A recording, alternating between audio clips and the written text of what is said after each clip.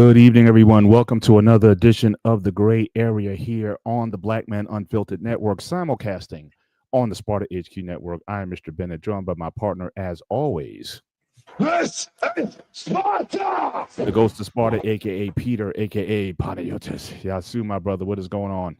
What is going on, my man? How are you tonight? I am doing great. I'm doing great. Had a wonderful weekend. My wife,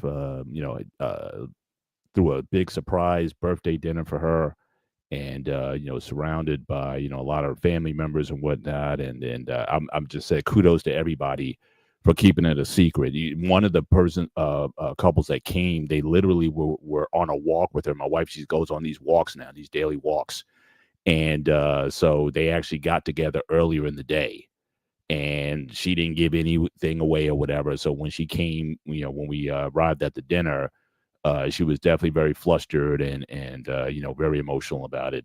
And but I was just so glad to see the look on her face and just the love that she received from Yes, that's everybody. It sweet. was just a really great, just a great night and occasion and whatnot. So I was really able to get her good in a good way, and so she really appreciated that. So it was a great. Certainly was a great night, and worked with my daughters to really help to pull it off, and so everything went well, really well. So really appreciate that. But yeah, I want to certainly thank everybody for coming on tonight. Make sure when you come in, make sure you hit the like button as you come into the show. Also, hop on over to the Sparta HQ network and show some love over there as well. Growing a big network over there, and we definitely want to make sure that we appreciate those people. Shout out to Craig, who's been certainly a loyal watcher of the show, as well as he participates certainly on the Hangout show and a lot of the shows that we do on the Sparta HQ network. So so certainly, who's the old guy on the right? I'm not going there. But we also got Prince Ant. 72 is that Anton? See, so now we're taking names now. All right, so instead of Anton, it's Prince Ant 722. But we'll take you anyway, sir. Gotta certainly look forward to having you on the show. And always, and look, we got another one. Marianne Constantine, she decided to change her name also. So M Constantine 6187. Everyone's going under code names. What's going on? Was there a raid or something? Everyone's going under code names now. So we got to be, we got to recognize it. But yes, we know who you are, Mariana. That you be on the show tonight. And yeah, so definitely looking forward to this topic tonight. I do have to touch on one thing though. Hang on one second. Oh boy.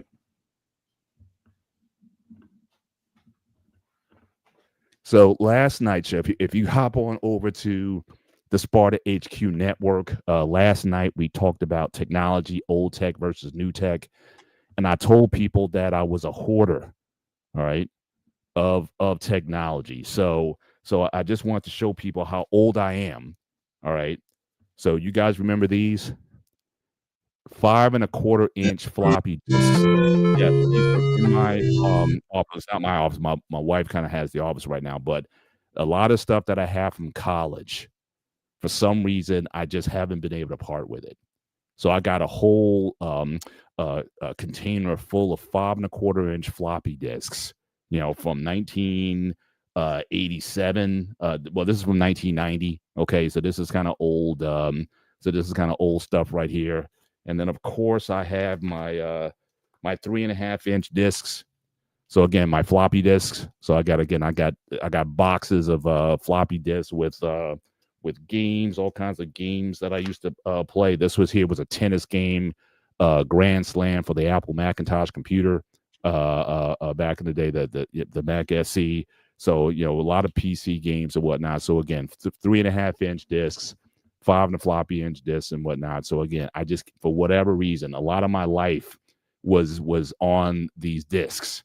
And yes, you would lose them. Yes, they would go to bad or whatever. But a lot of stuff I just haven't been able to part with.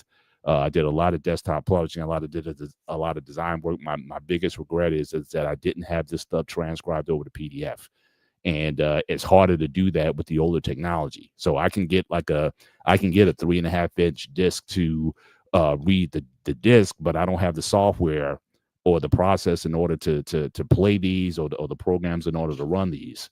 So these are parts of my past. But again, I got a whole collection. This whole box is just full of 3.5-inch floppies.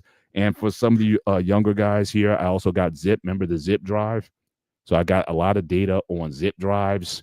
You're going way back now. So yeah, so I go way back with a lot of this stuff. And but again, for some reason I just in my heart of hearts one day I'm going to take it to somebody who knows how to transcribe and get stuff off the old discs onto some PDF, or I can just upload some stuff. Like I said, I did a lot of graphics work, a lot of desktop publishing, a lot of papers, college papers and things of that nature I used to do.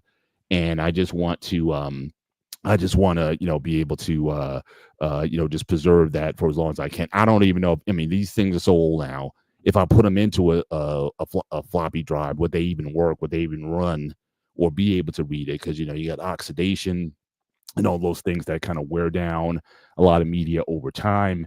But it's definitely been a minute that I've had these things. So definitely yes. Like I said, you definitely yes, if you have one of those, absolutely, yeah. So yeah, YouTube is showing the show names. I got you. Yes, old man for sure. And wife school podcast. Peter has all his baby pictures on floppy. Is this supposed to be an early birthday joke? Because in less than 5 days, it is my birthday. So yes, he hits the big 4-0, and so absolutely, absolutely. So just wanted to kind of go back in the past a little bit, just kind of show you guys, how far back I go. I may not look at least people tell me I don't necessarily look at, but yes, the zip drive.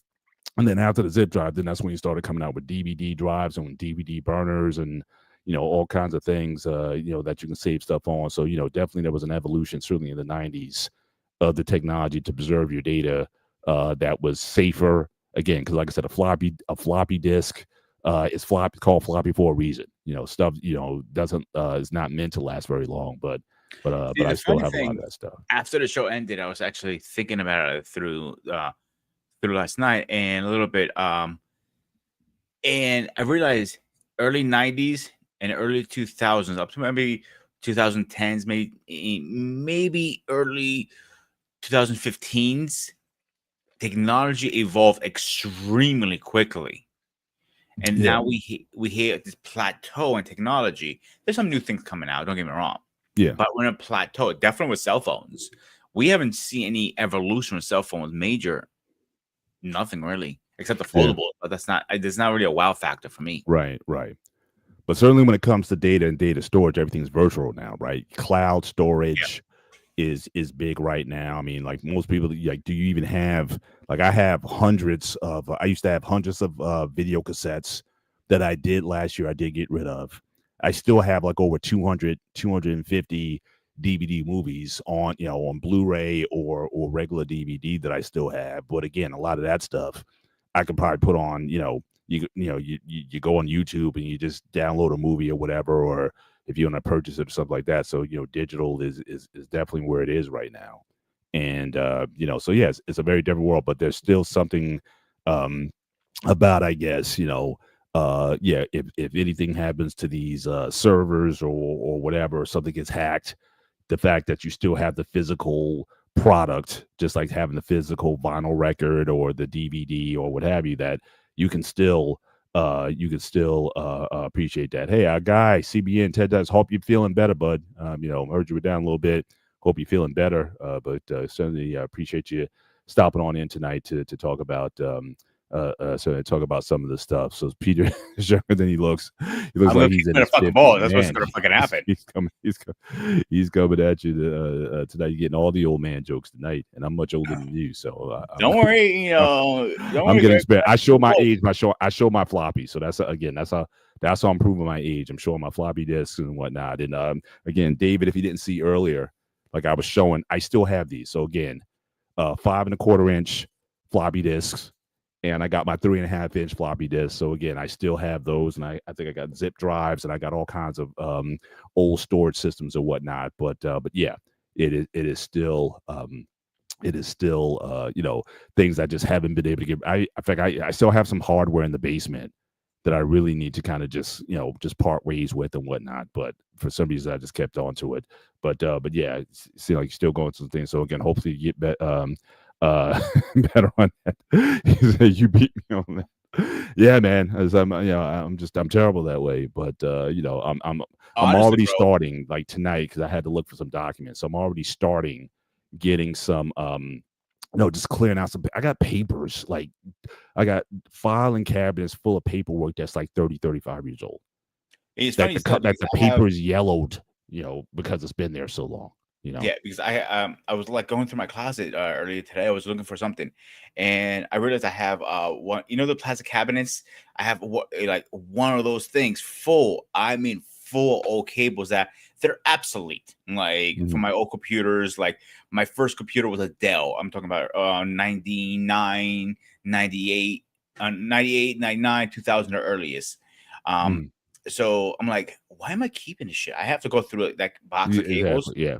Because like I said, I mean, you have some precious, like I said, college papers, desktop publishing projects. I mean, things that, because I kind of came into my own when I was in college.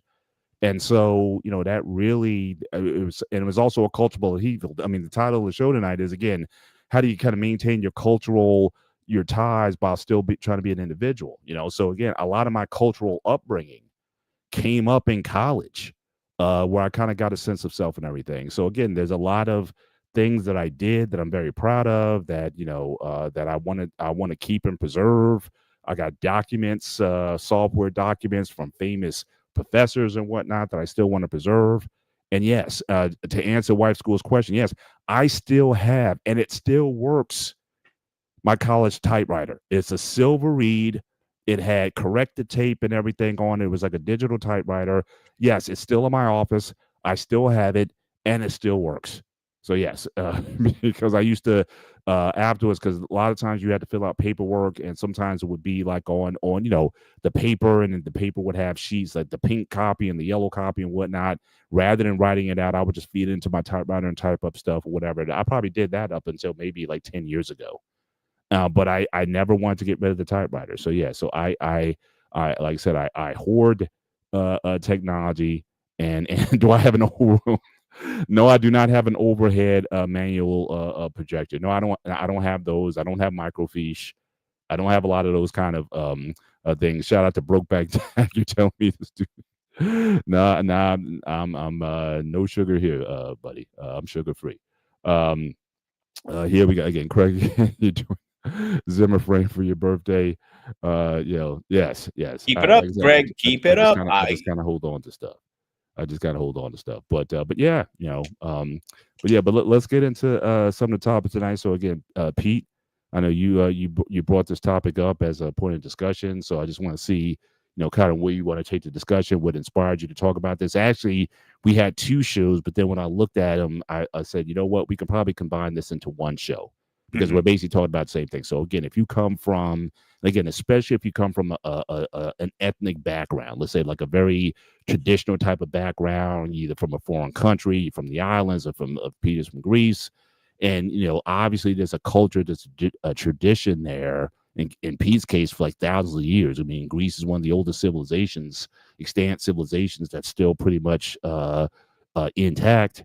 And you have, there's obviously there's a world there. If you saw my big fat Greek wedding or in the sequels and whatnot, there's a lot of traditions there that as an outsider you may look at as funny, but part of the movie was here you have this daughter who's kind of breaking away from some of those traditions a little bit. And so how do you still That is funny you honor mention your that because culture, but at the same time, find yourself as an individual? How you're able to balance those two worlds out? it's funny you mention that because as a Greek American, I realized the last couple of years that tradition is everything in my culture. The way you dress, the way you talk, the way you act, from the coffee you drink, is a lot of culture in the Greek community, believe it or not. Mhm. And this came to me recently. I'm like, I love my Greek music, and me and my boss were talking actually, and I love my Greek music. I love the culture because I find out it's very unique Mhm. versus other people. then I also realized I'm also the black sheep from the church, believe it or not. And I mentioned that 2 years ago when we first started this show. Yeah. Remember we did a show, Yeah. the Black Wolf, I think, a Black Sheep. I don't remember what we titled it back then. Yeah. And I am. I'm not denying that, and I'm proud of it. I'm not denying that one bit. I am one of the few guys in there who has a big ass beard, tattooed it up, and it's like there's few Greeks there that are tattooed, but there's from between and farm. But a lot of Greeks who are tattooed with beard are actually in Greece, not Greek Americans, if that makes sense. Yeah. So as I'm thinking about it, I'm looking like, how do you not lose yourself by when you learn different hobbies, different, different cultures? How can you stay authentic to yourself? Yeah, does that make sense? Well, there's a lot there because again, you have to ask like, what is when you talk about your authentic self, especially tied to a culture. I mean, are we getting to a point now, especially that the world is connected? I mean, a lot of these cultures were defined because they were isolated, and you had borders and whatnot, and that certainly helped to define the people over time. But we're living in essentially a borderless world, a world that's very connected. So we have to start asking ourselves our questions: how long will culture survive in the next couple hundred years? So again, Greece culture for thousands of years. The world is globalizing. We've seen cultures really die. Like we talk about the dinosaurs, right?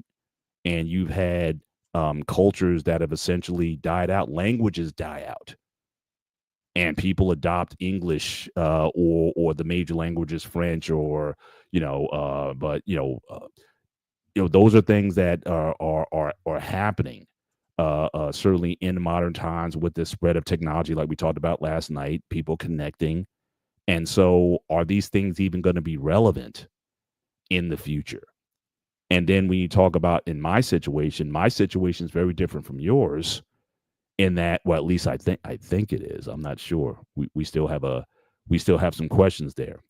But just to kind of show you what I'm talking about, I'll just drop this in the stage. So this is my current. So I just downloaded it before the show. This is my current ancestry. So I got my DNA done back in 2020, I believe, 2019, 2020. And there's been a lot of shifting in it since I've had it done.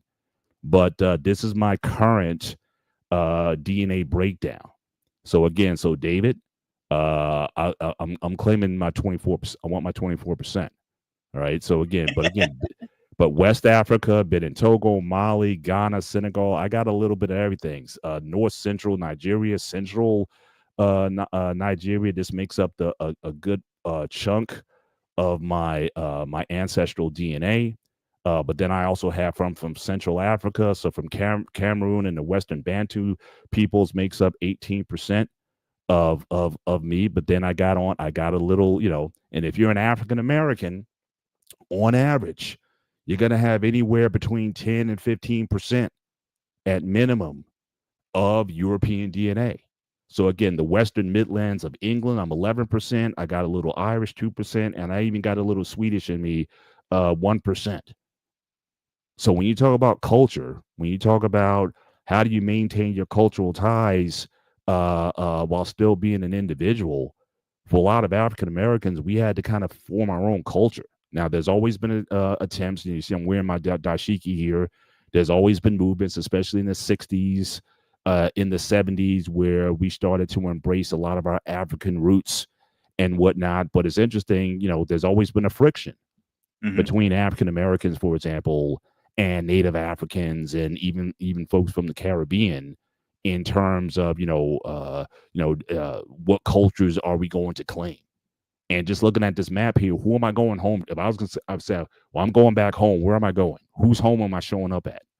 Or am I showing up at all of them? You know what I mean? It would be a trip if I also went back to England to find some answers. You know what? The funny part, I don't see any Greek in there still. Yeah, still no Greek. But again, my people, they actually came to the Carolinas. In fact, the ancestry, it's gotten younger in the dating. Right now, I'm 1700 right now, my DNA in this country traces back to 1700 in the U.S. So my ancestors have been here before the country was founded in 1776. You know, so again, for a lot of us, we had to kind of form our own culture, our own identity. And sometimes there's been pushback when African Americans, sometimes when we try to claim Africa. I remember when I was in college, that was a big thing, as far as we're embracing our African traditions and roots and everything like that. We got some pushback from some of the native Africans saying we weren't African, we were Americans. And I can understand it to an extent. And I'm sure they got some pushback from us. I mean, I'm not saying that African immigrants who came here, since we were the dominant Black population and still are the dominant Black population in the country, is American descendants of slaves, or ADOS. That's what that means. All right. So these are the people who came to the country, oftentimes prior to the country being founded. And we are the Black people who've been in the country ever since. We're also the only people in this Western Hemisphere that didn't have some sort of revolt or revolution in the country like Haiti did in 1789 to get their independence from their European captors. We're the only people who stayed in the land of our enslavers, and suffered through everything after that. So again, for us, trying to say who's African, who's American. In fact, we defined a lot of American culture. It's music. It's a lot of the inventions of this country. We are amongst the first Americans. A lot of people don't like to hear that when we say that, but just check out the inventions, check out the major things. When you drive down the street and hit a traffic light, a Black man created that. You know what I mean? So we have been very much a part of the fabric of the country. And so do we say we're Americans? But even if we say Americans, what does that It's even funny mean? you mention that, because lately I've been discovering a lot more things about my culture. Like, for example, I'll give you two examples actually. Pizza was not invented from Italians; they were invented from Greeks actually, Mhm. because it was invented from pita bread. They put a tomato on it, they put cheese on it. There's their first pizza. And obviously, Italians are going to sit back and argue with me right and left. Oh, you know what you're talking about. Trust me, do your homework before you open your big fat mouth. Mhm. Second thing was invented was in Chicago, actually. A Greek American invented soft ice cream. Mhm. And it was by accident, actually, because his food truck broke down and his ice cream was softening up. So he just started selling it so he didn't lose his product. But Mhm. people loved it. They went crazy for it. Mhm. So, and that's how he came up with the idea with soft ice cream, Mhm. from a accident that his truck broke down. Yeah. Yeah. Yeah. So so I mean, it's there's a lot of contributions that have been done, but for someone like myself, or for a lot of African Americans, there's always been a discussion amongst us, and certainly when we interact with other folks from other African cultures. Mhm. Who are we and where are we in this conversation? And it's interesting because the one thing that's been some pushback is, ADOS, or American Descendant of Slaves. That's kind of been a recent thing. Some people say FBA, Foundational Black Americans.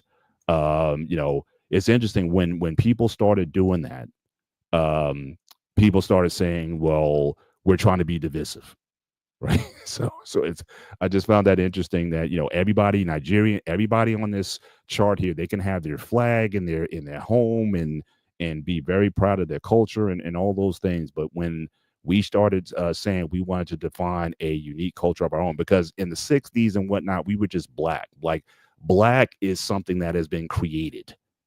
You know what I mean? It's when we said in the 60s, say it loud, I'm Black and I'm proud, basically it include anybody. If you look like me or was of my pigmentation, it didn't matter if you came from the Caribbean, if you came from Africa, whatever.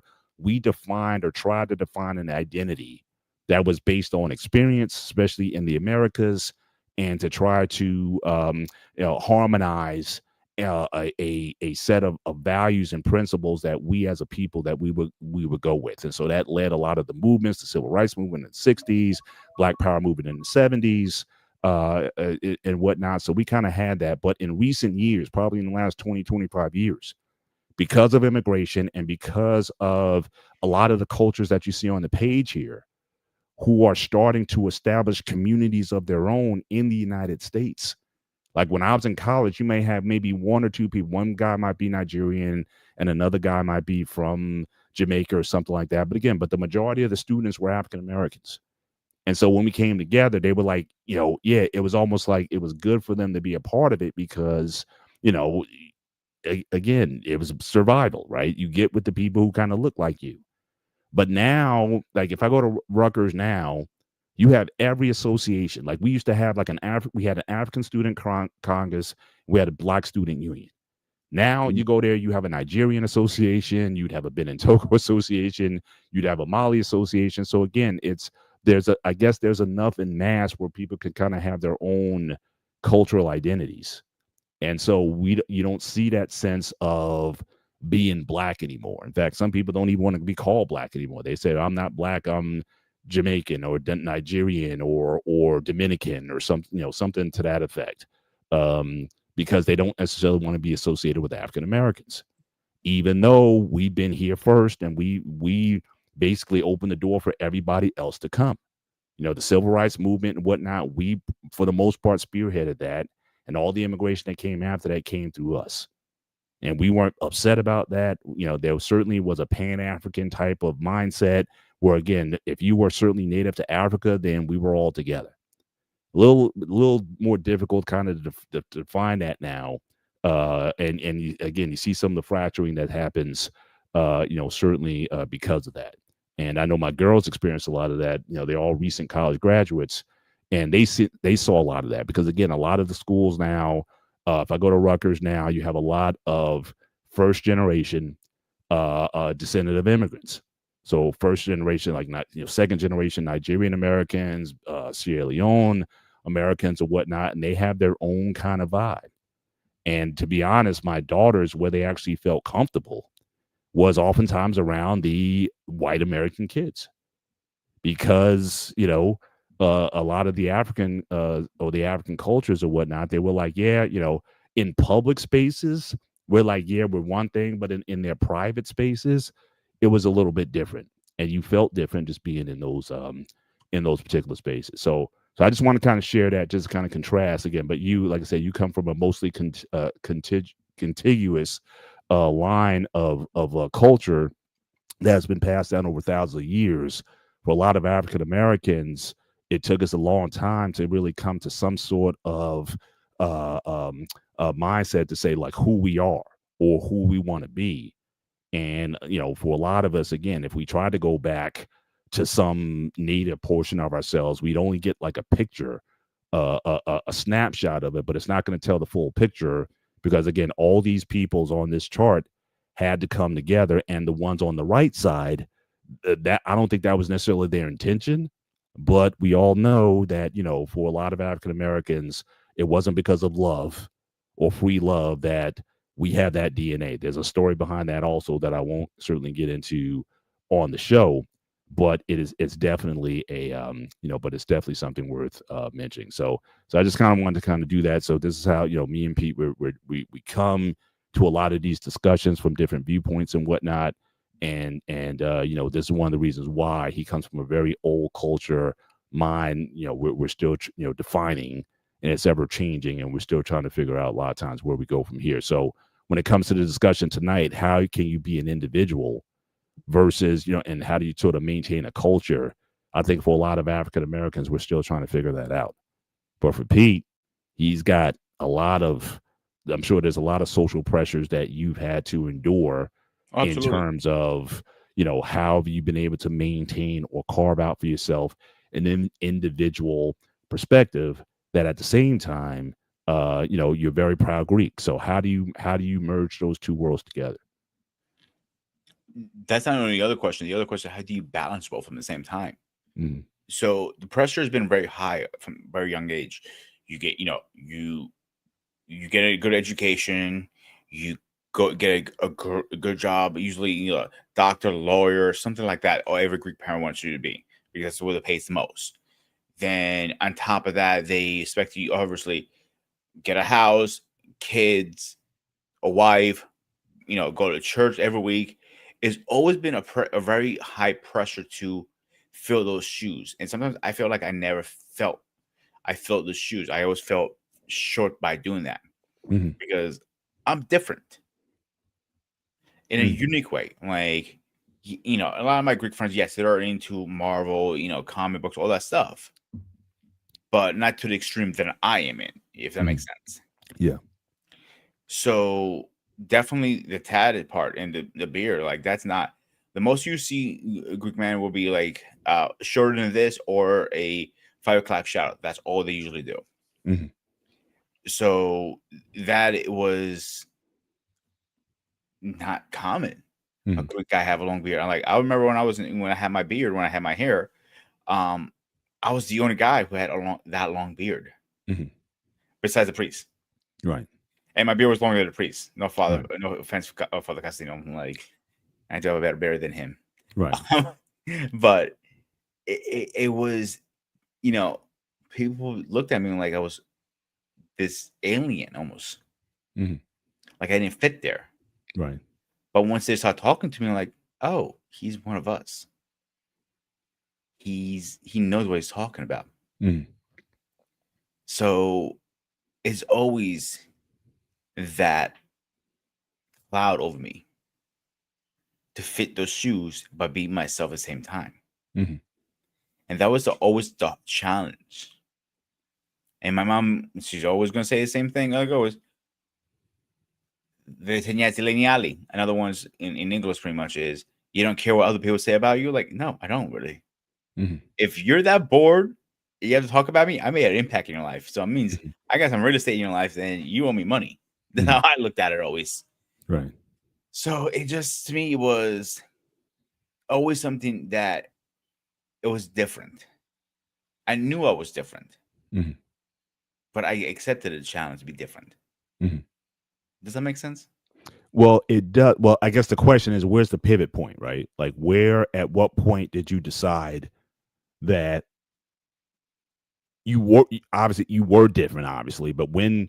when did you decide to embrace it versus fighting the pressure to conform and saying maybe I should be more this or that? You chose another direction. Like, was there a particular point in time where you said to yourself, "I'm just going to be me," and if people say what they want or whatever, almost, and was a lot of what you did, was it almost like a rebellion? To an extent, almost like a middle finger to certain people to say, I'm gonna do this. Oh, you don't like my tattoos? I'm gonna get more of them. You don't like my hair? I'm gonna grow it longer. You don't like my beard? I'm gonna grow it longer. Like, was some of that going on with the rebellion, or was it simply you just felt this is how you are, and this is uh, um, So what you've always been? this is a multiple answer question. So once I got out of high school, mid 20s, I just said, "Fuck it, I'm doing me." Not I didn't literally say that. That's how I felt. Hmm. I didn't realize it back then, but that's pretty much what I did, and I did me. Hmm. Now the tattoo, I always wanted tattoos as a young kid. Hmm. I started with two, and then it just spiraled after that. Hmm. It's like an addiction. Anybody who has a tattoo will tell you it's an addiction. And once you get one, you get two, you get three, you get four, you get five. Hmm. Um, I really didn't care what my parents said. Really, like, it's my choice, my way. No, like it. I'm saying, but talk about that. So Yeah. again, your parents. I mean, did they approve? Were they So upset? my Were they happy? father.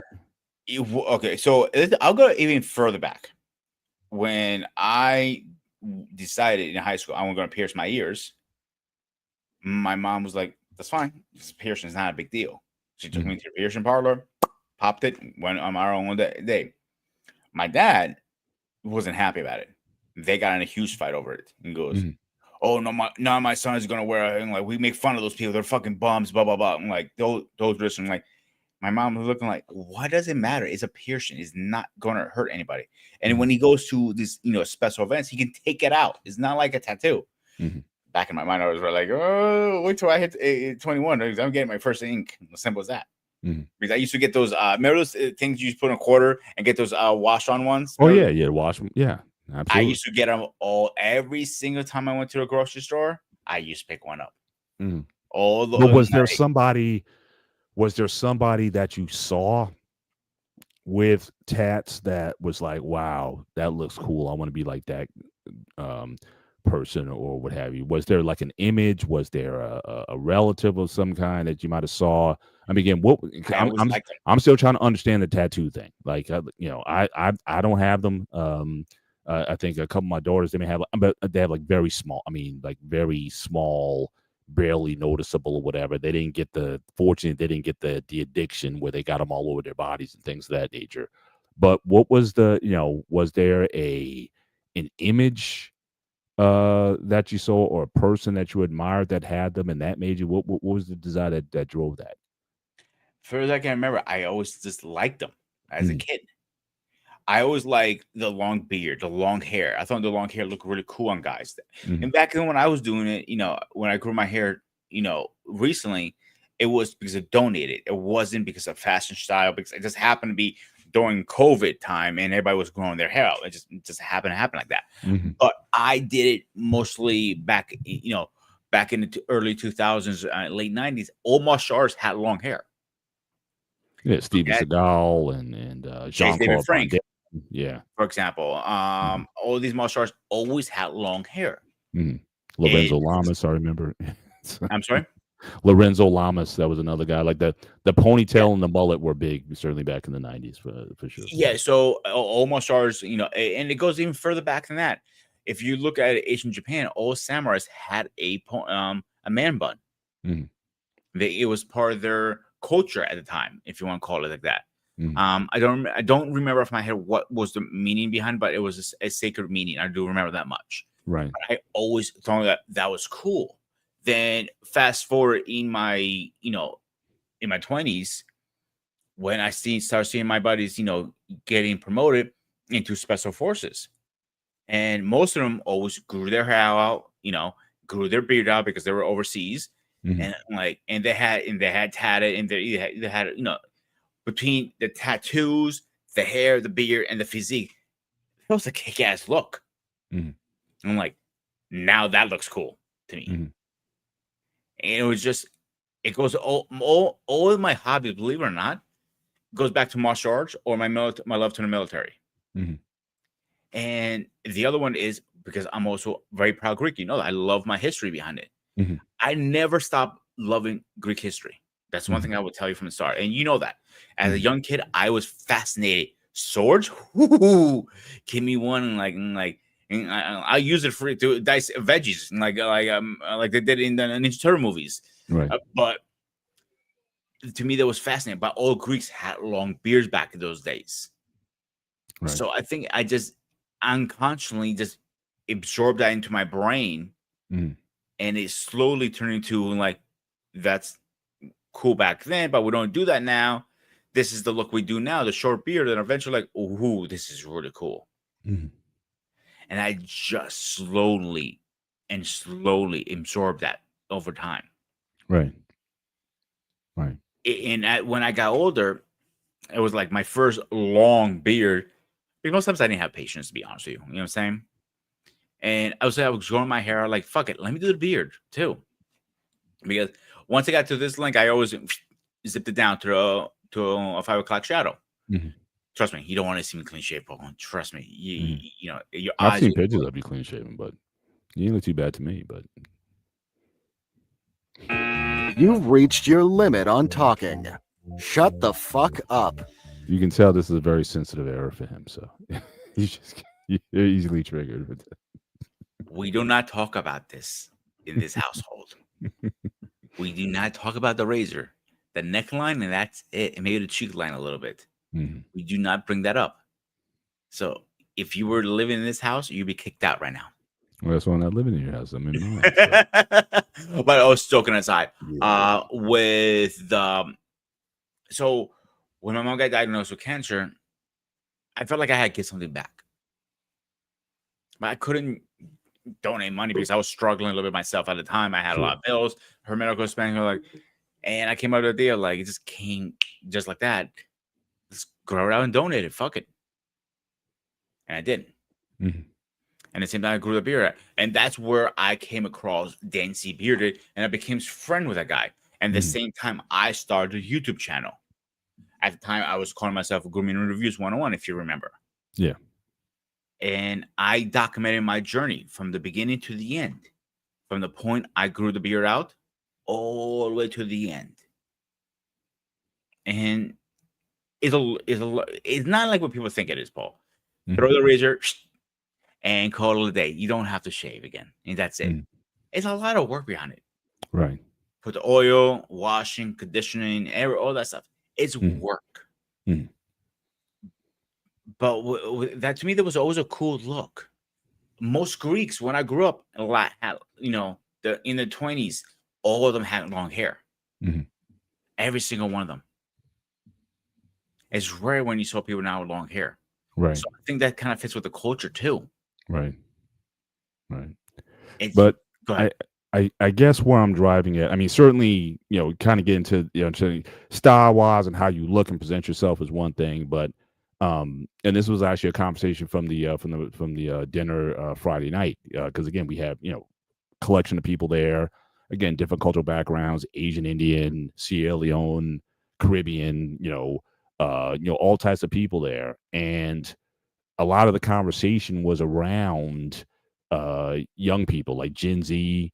We all have kids around, that Gen Z age group Mhm. and whatnot. And especially for the people who come from like their first generation here in the country, they may have came here for school or something like that in the 80s. And they just established a home here, they established a culture here, they built a culture here. Like where I'm at, there's a large Asian Indian population here, certainly in New Jersey, in central New Jersey in particular, Edison in particular. And, it's very prominent here.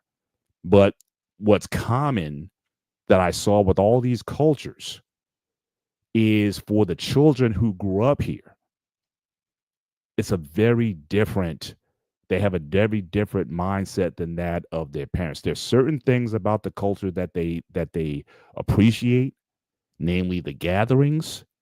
They like the festivals, or any opportunities where they can get around, a lot of their friends or cousins and things like that. Like they like that environment, you know. But the thing that I'm seeing is that for a lot of them, and again, I know economics is a big deal these days, especially the cost of living, but it just seemed like a lot of these young people, these Gen Zs or whatnot, have no interest in necessarily propagating that. You know what I mean? Like when you ask them questions about, like, these gatherings, you have a lot of cousins. So again, there's a lot of marriages. Um, a strong sense of community, the music, that's there and the dress, the classical dress garments and whatnot. And, those are things that certainly for the parents and for the grandparents and the aunties and the uncles and whatnot, this is, dear to them. And it seems like a lot of people are, and this may be one of the things about America. I mean, we've talked so much about this rugged individualism that is it hurting these cultures to an extent where you won't even recognize them in a few years. The thing that you notice off the bat is the immediate thing is the language barrier. Like the kids, they may understand the language that's being spoken to them. Like the parents, they may speak a language in the house, but they barely speak it. And if they do, it's like it's not very good, but they understand everything. They understand and I remember that even when I was in college, said my best friends, they're from Haiti. And so I would go to their home and whatnot. And the mom and dad, they all spoke either French or Creole. That was it.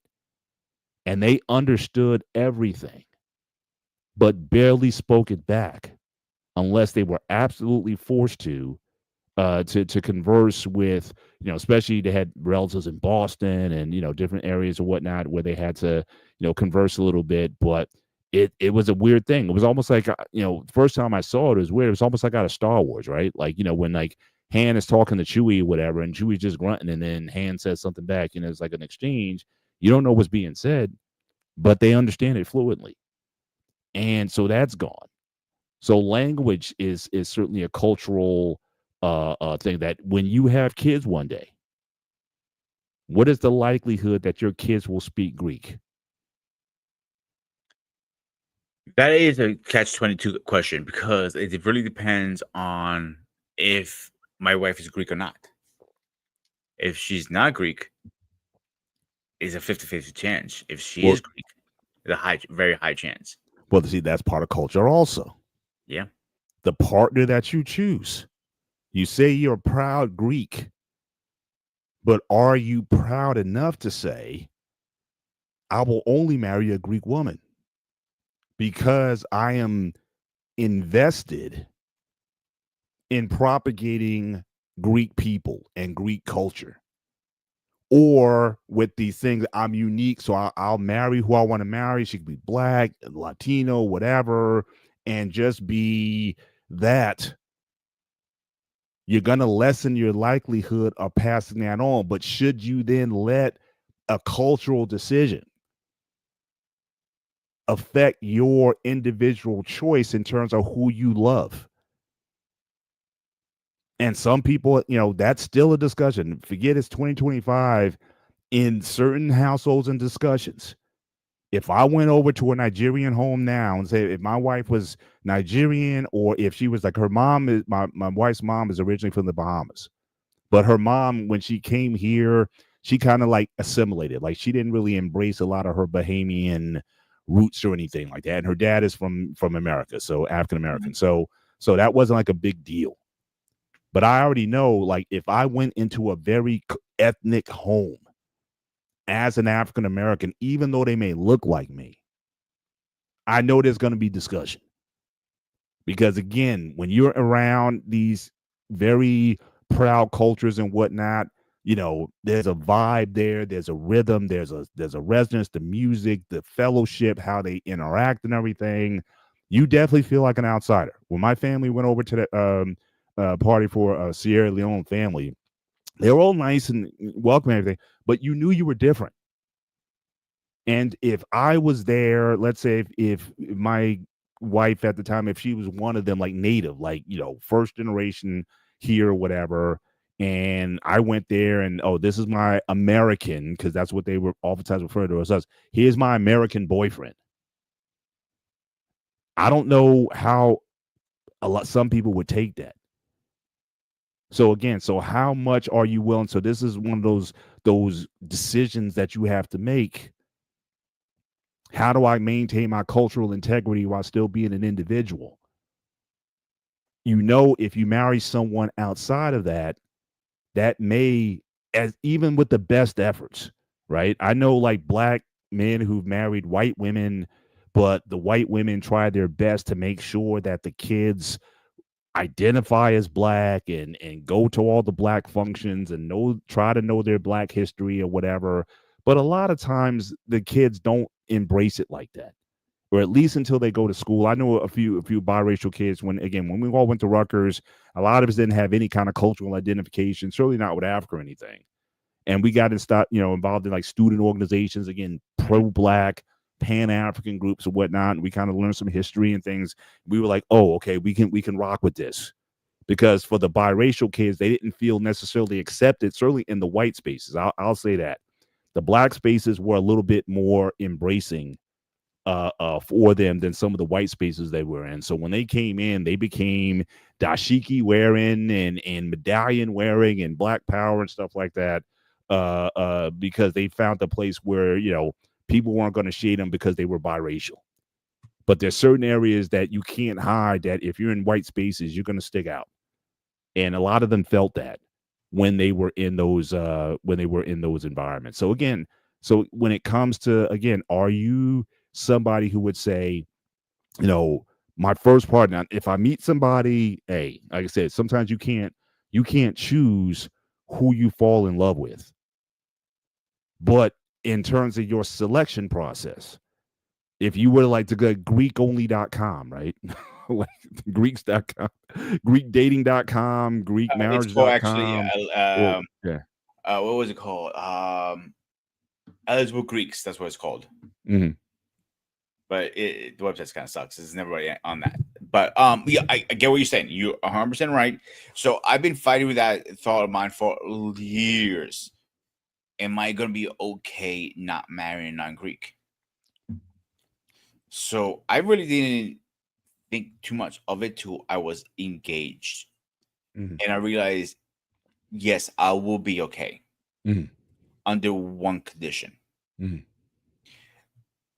I need and must marry in an Orthodox church. Mhm. And that's my only term and condition. And they're usually pretty good with it. My ex said, oh, she was going to learn Greek. She learned a couple words here and there. I'm not denying that. Mhm. But her to have learned the language completely wasn't impossible. No, I know a lot of people who are non-Greeks and they married a Greek and they end up marrying, learning Greek.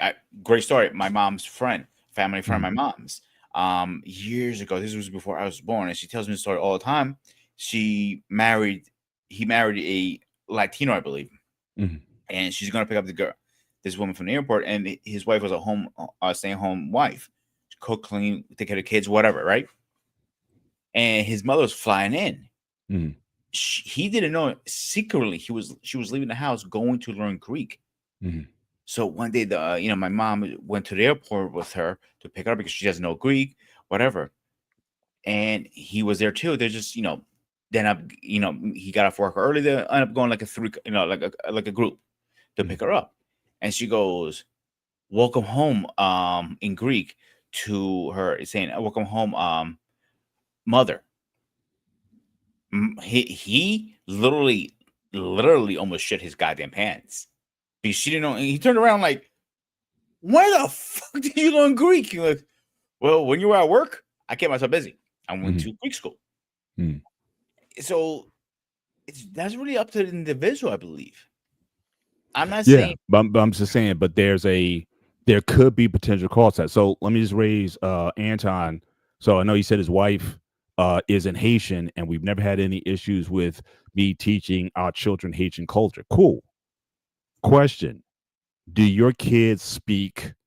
Well, first of all, do you speak fluent French, Creole, or Patois? And or do your kids speak fluent French, Creole, or Patois?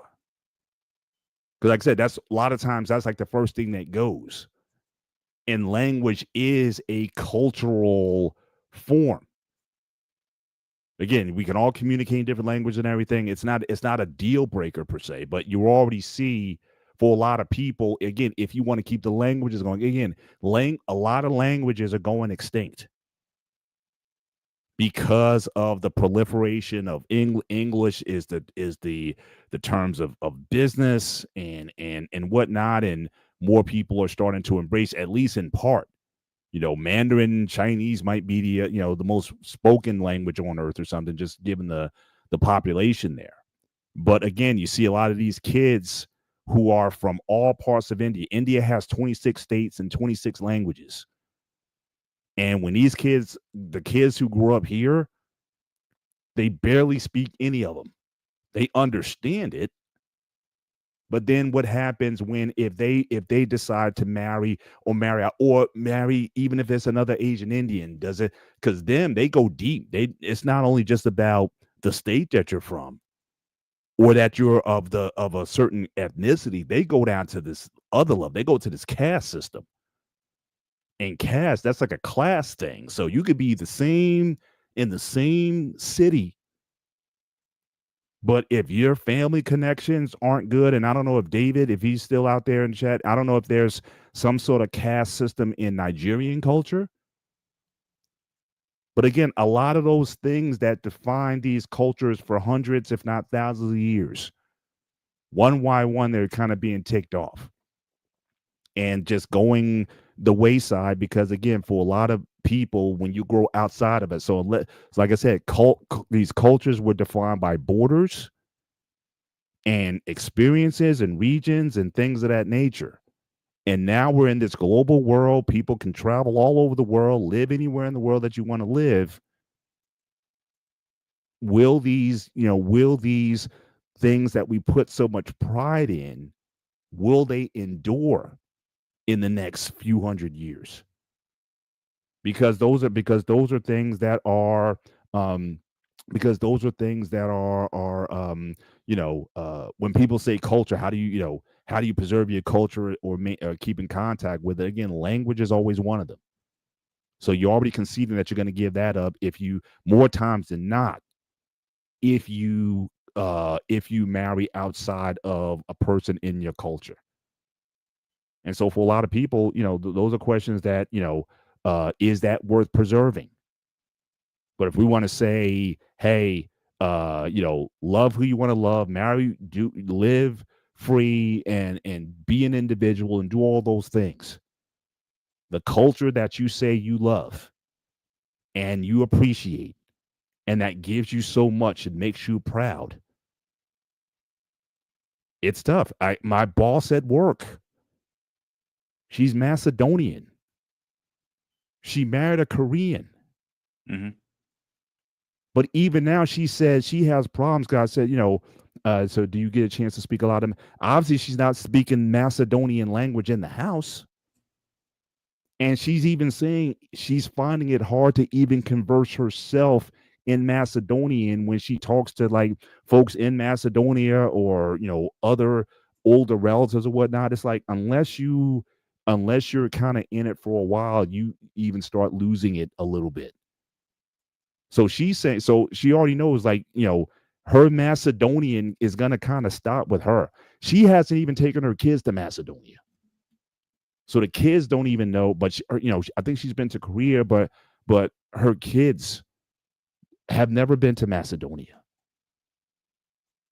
So you already know that there's certain ties to that history are going to be cut off by the Atlantic and simply by the culture that they're growing up in. It's not going to be forced. And as more people start to marry I hate the word, but interracially, and we're seeing that's the fastest growing demographic in America is interracial marriages of all time.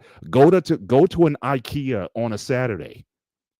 I've never seen. You want to see diversity in dating? You'll see every kind of couple you can think of in IKEA, especially the one in Elizabeth, in New Jersey on any given weekend. It's the most diverse crowd that I've ever seen, especially when it comes to dating.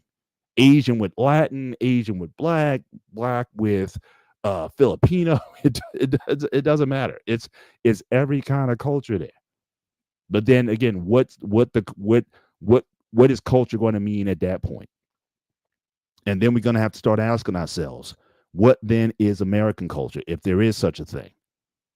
Because at first they were talking about we're a melting pot. Now we're saying we're a stitched fabric because, again, you have a lot of these ethnic communities are starting to flex a little bit. Like you can go to Brighton Beach, New York, and not speak any English. You can go to New Brunswick, where I live at, and not speak any English. And so people are starting to kind of form, again, their own little community circles or whatnot in these areas here. So I think these are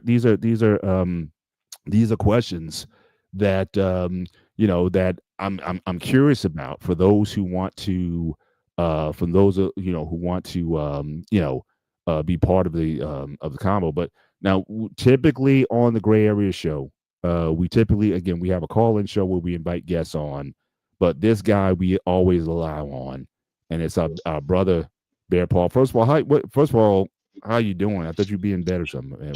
How you feeling? I've been recovering. I was going through a lot of body pain. It was racking my head like crazy. I don't know why. That I realized I was stressing myself out too much. Hmm. So when I told her title about culture, I told let me listen to the whole conversation. Then when you asked me about the the culture concerning Nigeria, I don't think it would disappear because right now you have a few individuals out there who are unlocking certain information that we were not taught. Remember, I said before that a lot of history about Nigeria as a whole was never taught in the high school for a specific reason. Before you go on, But search heading, shout out to our guy Braxton, Braxton Snake Fiend. We're gonna call him that. I'm not adopting a snake as 24, but happy birthday. Certainly appreciate you being here tonight, and certainly all the best. Again, my wife's birthday was a couple days ago, so again, but happy birthday to you, and thank you for spending part of your birthday with us. We certainly really appreciate that. All right, go ahead, David. Now, if anything, I gotta give a shout out to a couple of people who understood the deep history concerning Africa. That is, Ekene is one of them, and the other one called the Merc. The Merc have been an individual who are going much deeper because I remember we had this conversation before about African culture, especially from my own country perspective. But learning that my country was actually a business hub for the European at first, which they forced a lot of tribes to be part of one particular country. Because remember, I told you 500 dialects. Mhm. When there's 500 dialects, that means there's 500 different tribes. Mhm. Imagine 500 different tribes fought under one identity, which is not their true identity to begin with. Mhm. That is conflicting. Again, they were correct to say before there were 54 countries, there were 5 kingdoms. Since you are more than Yoruba tribe, that means you're part of the kingdom of Benin. The kingdom of Benin with a hidden history that was kept from the history book for a specific reason. Now, while you have these new generation of people who are now digging in more and more to uncover information concerning our history, why we were not taught or why were kept away from us, Mhm. the Merc did a interview with Joel Reed. If you have the chance, look up that interview. He broke it down what Nigeria was going through. They're about to do the same thing in the U.S., but that's a whole different conversation. But Mhm. understand the cultural history of Africa based on different regions, I don't think it will disappear if they're being, I'm looking for the word, if they're being retaught or being made known that a lot of your history you don't even know that is kept for you on purpose. Because if you knew of your history, then you know of your origin. When you know of your origin, you know of who you really are from. Is that correct? Yeah. Because I'm not gonna lie, I almost refused not to follow my culture because I felt there was so much about it that people weren't telling me. Because when you growing up in a household in Nigeria for 7 years and you're told one thing to another thing, I always ask this question: where it is written. You're not a practical individual. You want to see information. Because you tell me one thing and I don't see anything that match up with it, half me to believe. The tribal mark thing, I didn't realize was something going way back before the colonization because this is meant for each individual tribe. Mhm. The difference in who's who for what tribe. Mhm. Because besides Nigeria, you got Nigeria, and another country called Benin. They're all part of a former kingdom. So imagine you mentioned something about the Berlin Conference, where you have a group of European people that decide to chop up the country, no, chop up the continent, rename it Africa, what is not an original name, and each one pick and choose which region they will take control of. Mhm. I had to learn that for myself. I'm in my 40s, and to find out there's way more history concerning my country and what happened to my people, Mhm. it's scary. It is. So I Yeah. asked myself, is it a possibly my culture will disappear? Not exactly. But it would make it seem that way when you have people behind the scenes trying to force you not to remember. Right. Mhm. But see, it would be different, and I think it'd be different for Peter also. Would he have the same views if he was in Greece? If you grew up in Greece, or just like if you grew up in Nigeria and stayed Hmm. in Nigeria, it would be harder, or it would certainly be, or be easier to maintain a lot of that cultural integrity and whatnot. Again, because of the borders and because of, for the most part, only the affluent really kind of move around.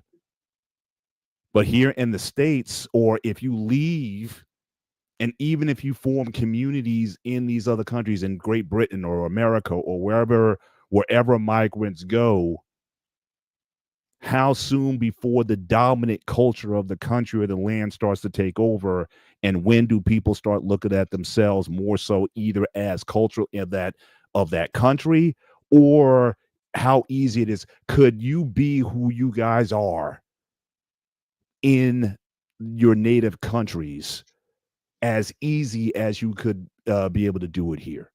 Now, that's a good question. I found that hard to give you the answer yes or no. And the reason why I find it hard, as a person like me who have been observant of my own people since they came into the country in the early 80s, I watched the different generation of Nigerians who were born here, either at the same time I was born or after I was born, let's say when my brother age or my baby sister age. And I look at the dynamics.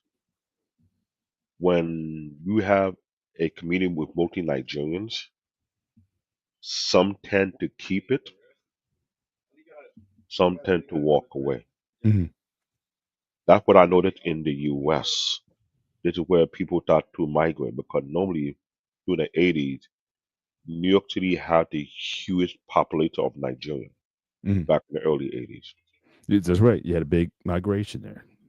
Now, Same with Asian Indians as well. You had and I think in that context, I'll let you finish, but if you have a bunch of people who come within a relatively short period of time, just like the ethnic minorities that came to New York in the 1920s, when the Italians came, when yeah, the Irish came, they all kind of came on the boat Ellis Island at the same time. So you were able to kind of maintain a lot of that cultural, the language and just the way of doing things. But even then, it kind of fell off over time. How can you maintain and and keep that that's over why I'm trying to time point that unless you're out. in a very closed off kind of environment? That's what I'm trying to point out because shout out to Sugar Mike. He understood this better than I do because he too became part of the migration. If anybody know Sugar Mike and I are family friends because we grew Mhm, up when we were little. We all used to come from the same church. mhm, His family migrated out of New York City further down to Texas. If anybody understood Texas, there is a community of Nigerians in Houston area. mhm. That's their own dumping ground now. Before we used to have a huge community in the US. But slowly but steady it started to disperse for multiple reasons. One could be because of the weather. I may say that may be the case, but other people look at I don't know, I don't think it's a policy, I'd be something that beneficial to them more. They moved to Texas. A small group moved to the Midwest state, whereby it's more feasible for them to go, let's say, based on living wise. I'm not sure. Some went to Florida, but the big one I know is in Florida. Now, you will flip it to the UK region. I'm shocked and surprised they're actually a town in the UK that everybody know that's all Nigerian community right there, designated for Nigeria alone, which I never knew. Mhm, But when I start to look into it more further down the line, it's not just that they have a whole well community of all Nigerians. mhm. There's a lot of Nigerian multimillionaires in that areas, in that my country as well. I was like, okay. So, like you mentioned, do they keep their culture? Yes or no? Well, Some I would well, decide. I would say this based on what you described. I think certainly they're forming their chances of keeping it is certainly going to be increased. But the question for you would be, or for Peter, you as individuals that I know you guys the way I know you, you think very different, even though you're connected, Hmm. but you're different. I totally Would agree. you be allowed to be who you are in those cultures? Would you have the freedom to have the opinions and the views that you do to move and operate the way you do? That's Yes. to me. That's the trade off, right? So with me being Yeah. agree, yes, it would be. I could still, you know, do what I want to do, but would people be looking at me a little different? Yes. People are saying like, look, yo, you see that guy over there? He's weird. He's strange. He's not like one of us. A lot of people be talking shit behind my back. So that's a trade off. I will Mhm. be able to do what I want to. So it's just one of those things. Is like, how comfortable are you in your own skin? Are you able to handle the shit talk behind your back? I was, and I give a shit. I really didn't give a shit. Behind your back, I would think if you're in a dominant culture, it'd be right in your face. It Most wouldn't people have to talk go behind around your your back. back. It would just be, you'd be you're the weird kid. You're the ha ha Pete. is funny. David, he's into But his also, Paul, you have to understand, when I was living in Greece, I was never accepted 100% either, because I was known as the Americano, the American. Mm. Everybody's my nickname in Greece. It wasn't Peter, it wasn't Panayotis, it wasn't Taki, it wasn't Spartan, it wasn't Ghost of Sparta, it wasn't the asshole, it was Americanos. That was my nickname. Meaning what it means. American. Okay, you got to eat it that I did. You got to eat it that I did. Well, I am looking When I came to Nigeria, there was a job they have with kids who depend on Nigerian but coming from the US or from the UK. There's a term called ajebota. Anyone who's a Yoruba person know what that means. Or ajebota means you are a weakling. But they refer to American kids as weakling, right? So yes, at first I was not accepted. That is factual. But as time progresses, not only I got used to the culture, I kind of enjoyed it. It is weird to say that I kind of enjoyed the culture because there was a level of, I'm looking for the word to say. It's not identity, it's a sense of pride, if you ask me, because there's a thing about Nigerian, the environment they live in Nigeria is much harsher. I would say maybe 10 to 100%, 10 to 100 times harsher than the US. If you can survive Nigeria, you can survive anywhere. Plain truth. Mhm. I lived there for 7 years, so I'm aware. Mhm. And then when people are telling me after I left, a decade or two later, that what I had spent back in 90, from 95 to 97, have multiplied 100 times fold, that let me know it is about survival. Because one, there was no such thing as the middle class. I believe I brought that to your attention before in a past conversation. They either the upper class and there was a lower class. That was the issue. But what built Nigerians as a whole is their level of adaptability. They know how to adapt to the situation as much as they can. They find the opportunity to go somewhere else, they would do it. But the moment they do get a chance to go somewhere else, to Bennett, you see it for yourself. Mhm. When they come here, what's the first thing you know about them when they come here? Mhm. I know we spoke about it at length. They don't take no opportunity for granted. Am I correct? Yeah, Mm. but I see that in most immigrant communities, those who That's come most from, immigrant. Jamaicans, it doesn't matter if you're Mm-hmm, Caribbean, and there's an immigrant work ethic or mindset, especially if you're coming from a third world type of situation or whatever, mm-hmm. that you just exploit. And again, when you travel, you see it. I mean, when I've gone to DR and in a lot of places in the Caribbean, and right then I understood why a lot of So, Paul, I'm gonna people cut you off a when they second. yeah. I have a personal belief in that, and I'll tell you my belief. Most Americans are fucking lazy. You're probably one of the exceptions. Is that because I see your work ethic. You have a work ethic like mine. I have zero tolerance under my staff with, I don't feel good, I have a headache. Fuck off, man up and go to work. I tell them straight up like that. In the kitchen world, you don't call off. But in the real world, most immigrants are the most hardest people out there. Including myself, Mhm. David. I'm trying to think of a couple other people I know.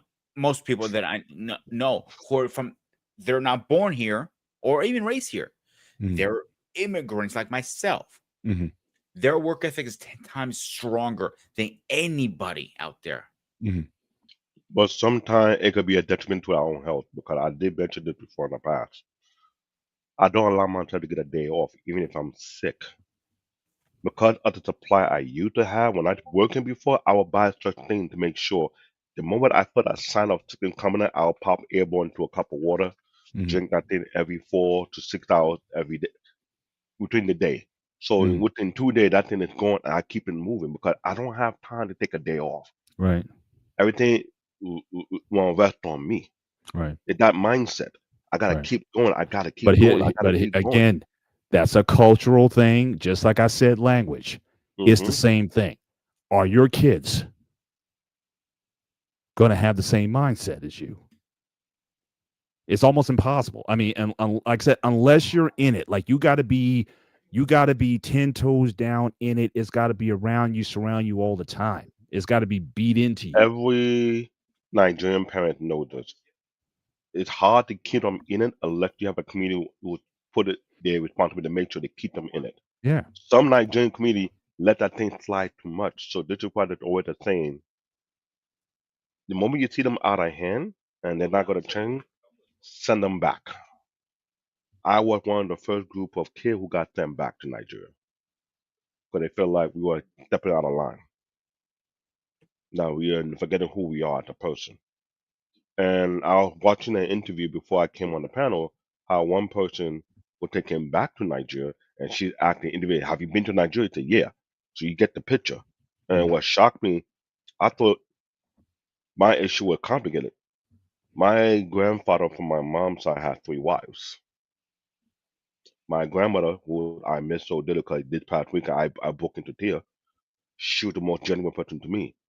When I heard she said her grandfather had 16 wives, I almost choked on my saliva. Yeah, Yeah, that's the coach. Yeah. So 16 wives would mean there's 44 kids. And her mom was one of the Good luck 44. I to was him. like, so you get the picture. There's a culture dynamic behind that. right. So when I listened to her comments, I said, no, I need to watch it another time because I want to take note. Sometimes it's good to hear another Nigerian story or their past in life so you can start to understand where they come from. And for what I'm learning right now, you just said totally correct. Every immigrant have a story to tell based on what their culture is all about, based on the cultural foundation that built them. But the next generation, will they keep the culture? That's always have been a massive question mark because one, what environment are you raising them in? Mhm. That's the key issue because we talk about other ethnic group in this country, the Jewish people, they find a way to keep their culture intact one way or another Mhm. due to the environment they created for themselves. The Indian, no different. Mhm. They decide to keep themselves concentrated in one area and they have what they call gatekeepers, right? The Look at Mexican. the Greek community, David, because most people think the biggest community in Greece is in New York and Astoria. That is actually false. It's actually in Boston. People think it's in New York. It's not. But Right. most Greeks keep to themselves into the community, like you just said. Right. Like every But Greek right. And I would even say, even with the Jewish community, I mean, that's even that you can't say Jewish community, right?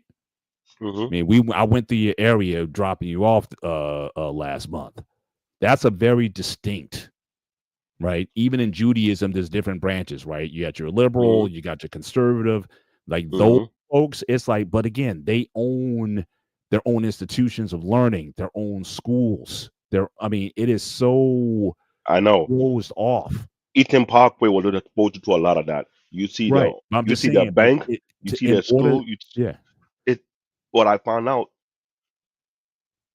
it's unfair to say the Jewish community. Well, I should say what tribe or Jewish community am I referring to? Because what I saw on Eaton Parkway is not the same when you go closer to the Colonial District. Because as you move further away, mhm, if you go to another community that is also a Jewish community, but it's not the thing that you saw from Eaton Parkway. right.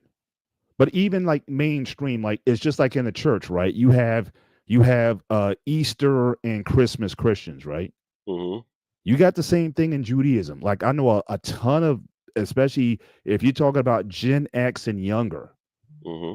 who are basically, look, they're down with, again, Hanukkah, they're down with Passover, Yom Kippur. Hmm. Outside of that, they don't even like to even flex that they're Jewish.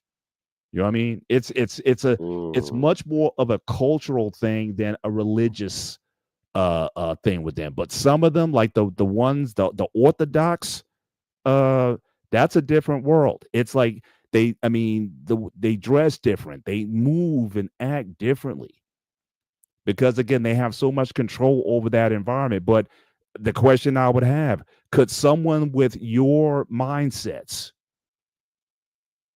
operate in that culture? Because they're not going to allow you to be Pete with your tats in I know. or with your inch. So again, that's to me that's the trade-off. You know, Oh, the data I totally agree. we can envy or marvel at what they've been able to build or produce. But if you want to be an individual in that world, you're going to be an outcast. And you got to ask yourself if you so again, it's the trade-off. What do you want? Do you want the propagation of the culture, which these people are very dedicated to doing? Or do you want a world of individuals where there's really no cultural at all and people just being who they being? And like I I'll be, was saying earlier, this is having impact on family structure.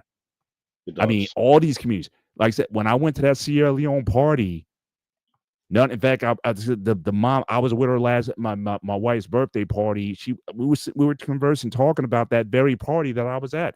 I told her how much I really saw and appreciated the culture that was there.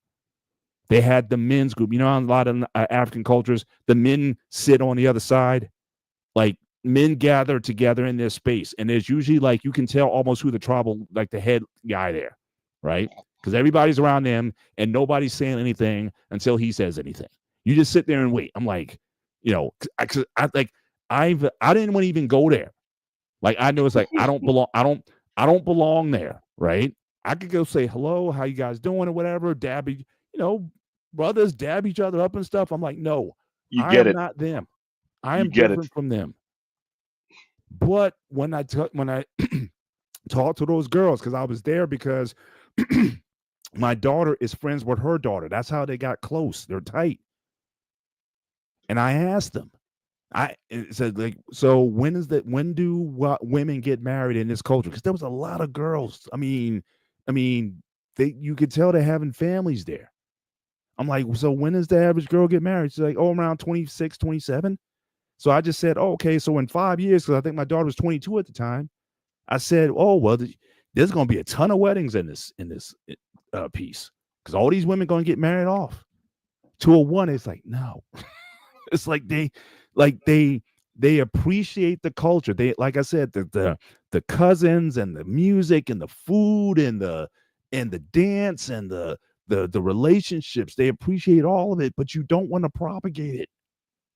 The only way you're going to propagate it is to marry, have your own kids, and preferably marry someone from that culture so you can keep the language going. Half the girls don't even speak the language right because they grew up here. The girl she went back to Sierra Leone like in 2020 that same year, and she was getting laughed at because her whatever that language is.